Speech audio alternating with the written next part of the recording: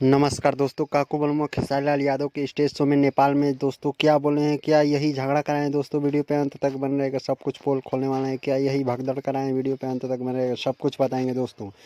क्या काकू बलमुआ दोषी हैं? सब कुछ कमेंट के अनुसार दोस्तों आप लोग को कमेंट आ रहा था काकू बलमुआ का इसमें हाथ है। दोस्तों आप लोग को बता दूं कि ये सब वीडियो आप लोगों को बनाता हूँ दोस्तों, बताता हूँ, बिल्कुल सही जानकारी देता हूँ दोस्तों। वीडियो पे अंत तक बनेगा, सब कुछ पोल खोलने वाले हैं। क्या खेसारी लाल यादव का स्टेज शो कैंसिल कराने में काकू बलमुआ का हाथ है? दोस्तों आप लोग वीडियो पे अंत तक बने, देखते देखते वीडियो एक लाइक कर दीजिए, चैनल पे पहली बार आए सब्सक्राइब कर दीजिए। दोस्तों एक छोटे उभरते हुए कलाकार हैं काकू बलमुआ। दोस्तों आप लोग के दिमाग में चल रहा होगा क्या खेसारी लाल यादव के जैसे ये सॉन्ग गाते हैं तो काकू बलमुआ ने स्टेज शो रद्द करा दिया नेपाल का? कुछ ऐसा नहीं है दोस्तों, वीडियो पे अंत तक बने, सब कुछ बताते हैं।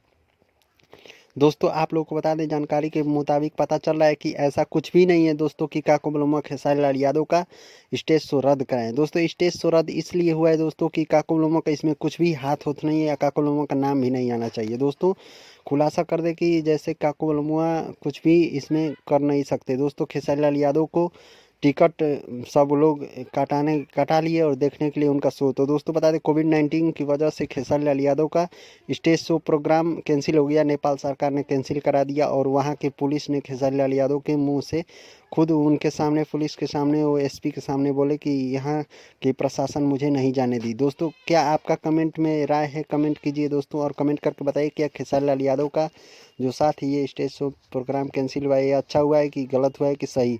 कमेंट करके बताइए। ज़्यादा से ज़्यादा वीडियो शेयर कीजिए, चैनल पे पहले में संगीत हिट को सब्सक्राइब करके घंटी बजा दीजिए। धन्यवाद, थैंक्स फॉर वॉचिंग।